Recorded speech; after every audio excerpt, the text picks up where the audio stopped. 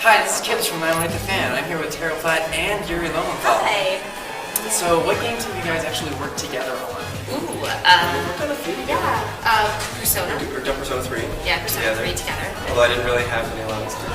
But you were in I mean, it. a lot of those Pharaohs. Well, you played a lot of actually characters actually. You did Pharaohs, you did Right. the Protag, Yeah. Chef. Protag had call-outs. Yes, you Exactly. And then you get to go on to Persona 4 and be Right, exactly. awesome.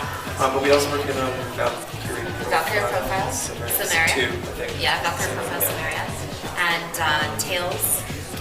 Yeah, Tales of the Abyss. Tales of the Abyss. And then you wanted to do Tasks of Symphonia. Yeah. Resident Evil.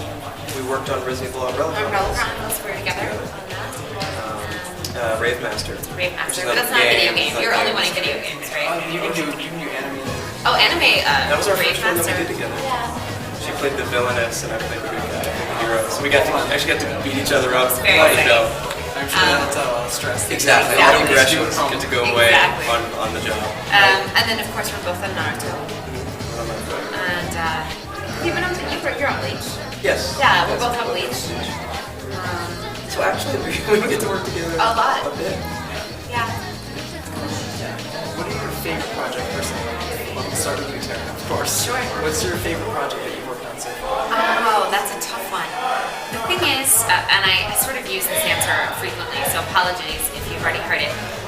There's something about each character that I really like because I feel that with my work, I try to put a little piece of me or explore a little piece of me with each of the characters. And so even though I may not be the character, there's something in the character that I'm using.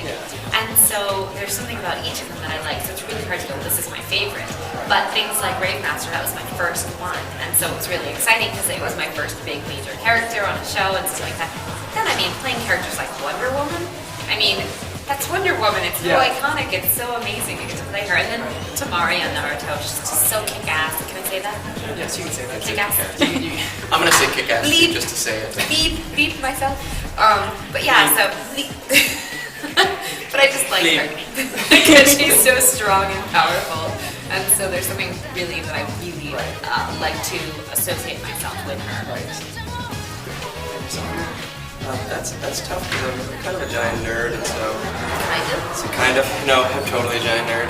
And so there's so many projects that have been cool for one reason or another. I mean, I will always love playing, for instance, the Prince of Persia games that I play, and getting to play Superman, Legion of Superheroes, Superman and Wonder Woman. I know, That's right, and we're Superman, married. we're married. It There goes you against go. the time-space continuum, so maybe a little dangerous.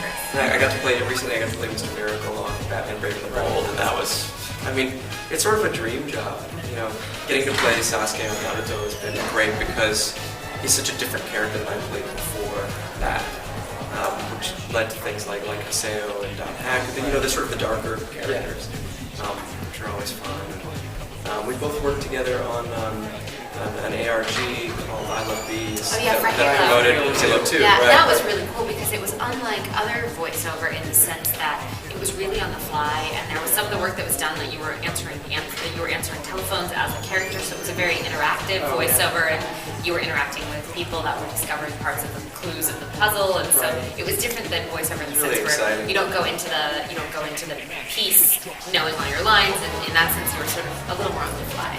Right. And you both, I can think of a game for each of you that you both worked on several characters actually. What's that like? I know you on Persona 3 you were Desmond Sudo, and Yes. in the original just Persona 3 you did Elizabeth, but they changed the voice for Fess. Yeah, I know, they do that. Well, what it's like is you get to go in and you do usually the main character, whatever character has the most lines, that's the most unique, you record that first. And so you really nail down the vocal qualities that you're going to use for that character. And then what you do is you get to go back and go, okay, now this character is similar to that other character, but let's see what attributes she's got that are different, or what set her apart, or why this character is unique. And then you get to start exploring and changing the voice up, finding nuances and characteristics to the voice that you get to use and utilize for that, which is, I just think is really kind of cool because you're getting to do multiple things. Yeah, and sometimes if they've planned it out right, they won't have you play two characters that end up being in the same scene together because it's just a little too close, right? Every now and then it happens. Like Luke and Ash. much. Exactly. And you really have to pay close attention, working with the director to make sure that the voices are very distinct, for the two. Well, yeah, actually, I didn't even know that you played the two different characters until I knew that they were the same person that I looked up on Wikipedia. Very cool. So good job. Good job. Very cool. That's sort of like Kristen Leone that I did in And Valkyrie. Valkyrie Profile. Yeah, because it ends up being the same. But you have to do it differently so that it's different. Exactly. Are there any projects that you guys are working on both separately or together that you can plug and tell us? Well, we could totally plug the book we just wrote on voiceover. Oh, really? We actually just wrote a book on voiceover. It's called Voiceover, Voice Actor, What It's Like Behind the Mic. And it talks about not only how we got into the business, but it's got anecdotes from other 20 other professionals that are either directors or other actors or producers. So a lot of the people who I'm sure your audience will be familiar with, like Liam O'Brien. And Vic Mignogna. Plenty of. It's anecdotes and it's sort of how we got started. And things we sort of recommend that would be very helpful, and how acting is always the most important part of it, because it comes from Exercises. there's exercises, there's practice copy. It's a really fun book. Yeah, you can go to voiceovervoiceactor.com. Voiceovervoiceactor.com. Yeah. Or Bugbot. Bugbot Press is the publishing company, so Bugbot Press. Bugbot Press and voiceovervoiceactor.com. Voiceover, voice actor. All right, well. But the rest of this, unfortunately, there were several of the things But there's some we're really working cool on. stuff coming out that we've just worked on, but You can't Signed, say non-disclosure agreements. We don't want to get fired. I know. Everybody It's already really knows cool. as soon as it gets announced, because it goes up on the internet, so people already know, so it's not like I can say anything that you don't already know. Right. But some exciting stuff coming. We're happy to say. Yeah. All right, well, this is Kibbs from 918 The Fan, and I'm here with Tara and Yuri, and we are signing off. Signing off. Take care. Down.